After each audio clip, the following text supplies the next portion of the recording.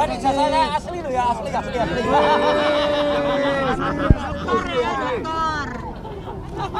Ini yang ketiga Mbak ya? Yang terakhir? Yang satu dua apa?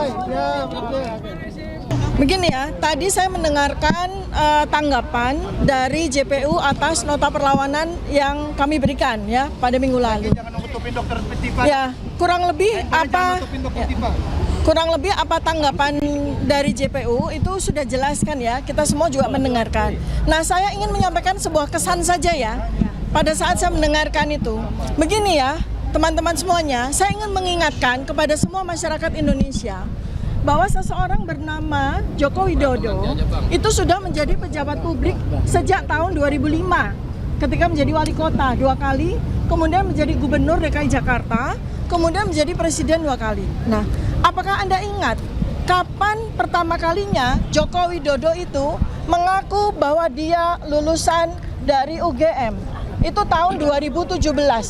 Jadi pada waktu beliau itu menjadi wali kota, tidak pernah ada satu kata pun yang menyatakan beliau adalah lulusan UGM ya. Dan kemudian tidak ada cerita ada pernah reuni, tidak pernah ada cerita membawa teman-temannya ke Balai Kota Loji Gandrung Solo ya, termasuk juga ketika beliau menjadi gubernur 2 tahun. Tidak pernah ada cerita beliau bikin reuni dan sebagainya. Baru pertama kali kita tahu dari acara reuni tahun 2017 UGM itu ketika seorang bernama Bambang Tri yang membuka kunci kotak Pandora itu dihukum 5,5 tahun di tahun 2016. Nah, sejak itu peristiwa ini bergulir.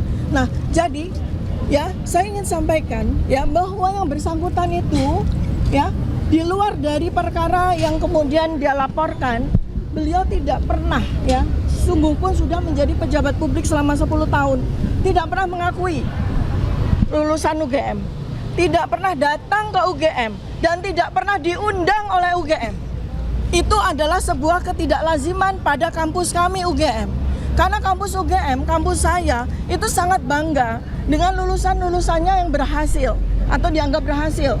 Apalagi ini pejabat publik, apalagi ini adalah wali kota, gubernur, apalagi bahkan presiden. Tapi UGM sama sekali tidak pernah mengundang secara formal, secara resmi.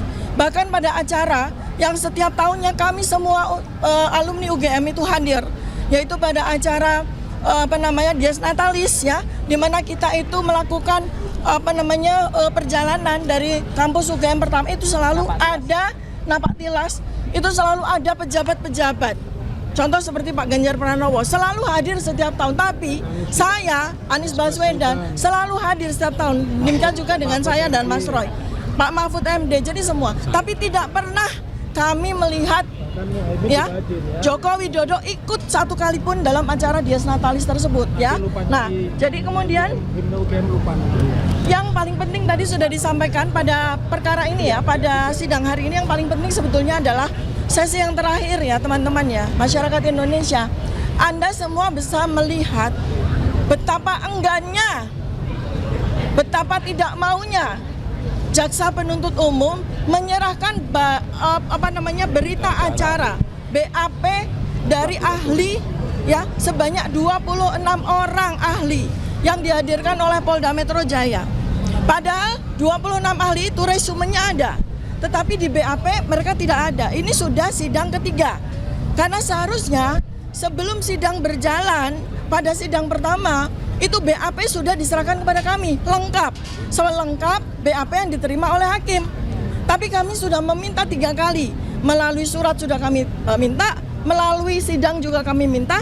Sampai sidang yang ketiga ini BAP yang kami terima itu belum lengkap juga, dan itu jantungnya. Itu yang paling penting, yaitu ahli dari Polda Metro Jaya dan 4 orang ahli digital forensik. BAP-nya tidak kami terima. Ya, BAP lab forensik itu tidak kami terima sampai dengan hari ini. Ya, itu yang paling penting di dalam sidang ini. Nah, mudah-mudahan kita semua berdoa agar minggu depan, di mana jawaban atas eksepsi kami itu diberikan dengan penuh hikmat kebijaksanaan, dengan penuh kecerdasan akhlak, hidayah dari Allah Subhanahu wa taala kepada para hakim. Amin. Ya, supaya hakim memberikan keputusan yang seadil-adilnya dan sebenar-benarnya. Terima kasih. Lanjut ya. Saya sebutkan satu pasal penting yang tidak pernah disadari Pak Jokowi ketika dia membuat laporan, bahwa KUHP baru itu ada pasal 217. Ayat 1 mengatakan setiap pelapor atau saksi itu wajib hadir kecuali hakim mengizinkan ia keluar.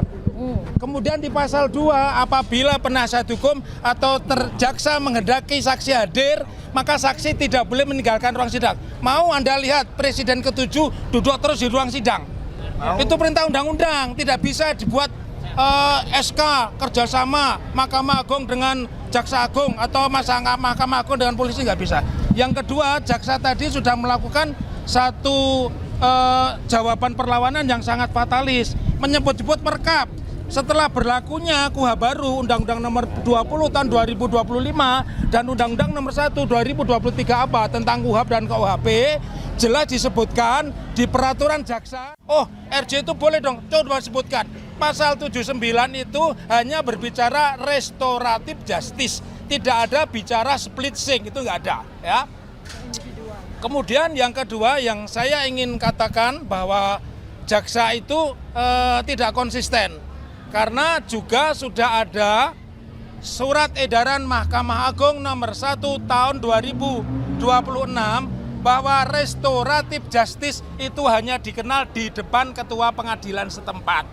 Jadi saya katakan nih pada RHS, saya malas menyebut namanya. Kalau dia menyebut hantu atau kalau saya menyebut males.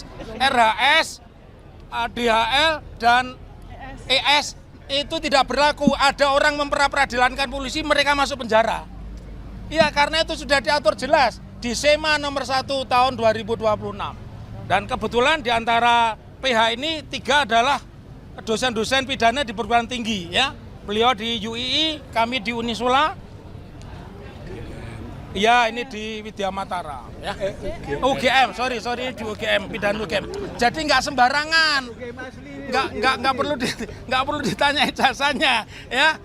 Oke, begitu ya. Jadi, oke. Kepastian tadi perkataannya bahwa Jokowi tidak sebagai pelapor tapi sebagai saksi. Konfirmasi sekali lagi. Saya juga mengatakan sebelum menjawab Anda, saya yakin optimis putusan selah mengabulkan eksepsi kami. Karena kalau tidak, konsekuensinya Pak Jokowi Widodo Presiden ke-7 duduk terus di ruang sidang. Anda bisa bayangkan 27 penanya itu nggak ada dibatasi pertanyaannya. Senang banget. Iya. Kenapa? Terus pertanyaan apa tadi? Tadi tentang dari Dan kalau tadi kata-kata bersayap loh, seandainya sidang berlanjut loh. Ayo. Kalau Pak Jokowi statusnya bukan sebagai pelapor tapi sebagai saksi, itu yang saya tanyakan. Saksi pelapor. Saksi pelapor. Artinya dia terkena pasal 160. Ya. Jelas beliau tidak hadir ya. Nanti kita jemput bareng-bareng bikin perkap baru gitu ya. Bikin perjak baru. Oke. Kenapa dalam persidangan itu dibilang nomornya adalah 301 pit B, tapi tadi jaksa bilangnya ada 301 pit sus. Ini sebenarnya sidang pit sus atau pit B? itu harusnya pidana biasa. Ya pit B. Ya, pit B. Kembali ke tidak cermat. Ya. Tapi kalau di depan sidang kan nggak boleh tipu ya, nggak boleh tipu dong. Pasalnya salah begitu, itu namanya jaksanya baru belajar namanya. Karena Ya. cuma saya tadi cek di beberapa. Tapi berita, sekali lagi saya optimis dan optimis Pak Jokowi tidak pernah hadir. 162.000% nggak pernah hadir. Karena kalau hadir itu sepertiga dari kekuatan polisi harus dihadirkan di ruangan sidang. Kalau mantan presiden kan sepertiga kekuatannya kalau pengamanannya, ya. Oke. Tanggapan Mas Roy, sekali lagi kehadiran saya di sini ke tengah. Oke. Sekali lagi kehadiran saya di sini adalah untuk menegaskan bahwa saya dan Dr. Tifa itu tetap bersama. Tidak ada yang namanya pecah-memecah, itu nggak ada. pengacaranya datang. Demikian juga para Itu lawyer. pengacaranya datang Lawyer terus. kami selalu kemudian bersatu, kemudian selalu memberikan masukan-masukan, termasuk ya ada banyak hal yang dari sidang pra-peradilan yang saya lakukan di Pengadilan Negeri Jakarta Selatan itu sangat bisa dimanfaatkan oleh Dr. Tifa. Misalnya apa? Misalnya kemarin ada ahli yang kata dihadirkan oleh pihak termohon, yaitu Polda Metro Jaya, ahli yang kata ahli hukum tapi tidak mengerti ITE sama sekali. Hukum ITE tidak ngerti, dan tidak ada satu saksi pun yang dihadirkan.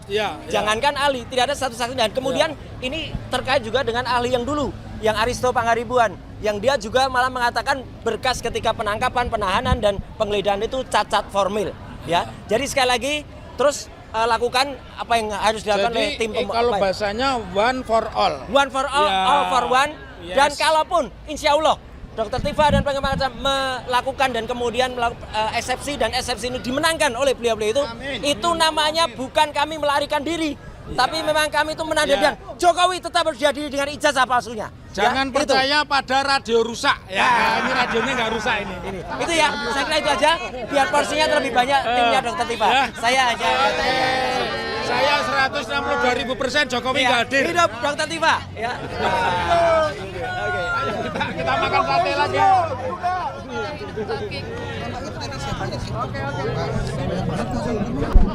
Satu dua tiga lah ya. Pak Roy berhenti Pak ya berdua. Dampingan dari foto dulu, Semuanya tangan. Satu, dua, tiga. Semangat. Kalau tangannya boleh 1, 2. Oh, tangannya diangkat. Kanan Pak Roy. Oke, siap ya. Ya, makasih. Oke, kanan bawah udah. Ya. Jadi saya asli loh ya, asli.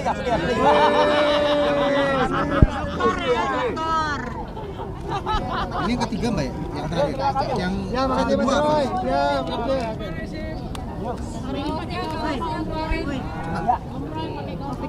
Itu yang terakhir kan apa? Kaosnya tetap, Pertama kedua. karena kemarin banyak yang tanya, Mas kalau latar belakangnya kaosnya hitam, ya jadi hari ini kaosnya latar belakangnya putih, tapi gambarnya tetap untuk para termul itu.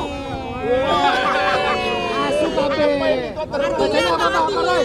Artinya apa? Bacanya apa bacanya? Baca sendiri. Aku dari sini nggak kelihatan tulisannya. Bacanya nggak tulisan, nggak kelihatan. Asu kabeh. Tapi Pak Ganjar juga pakai kaos Artinya begini. SSU apa ya? Asu. American Society apa itu ya?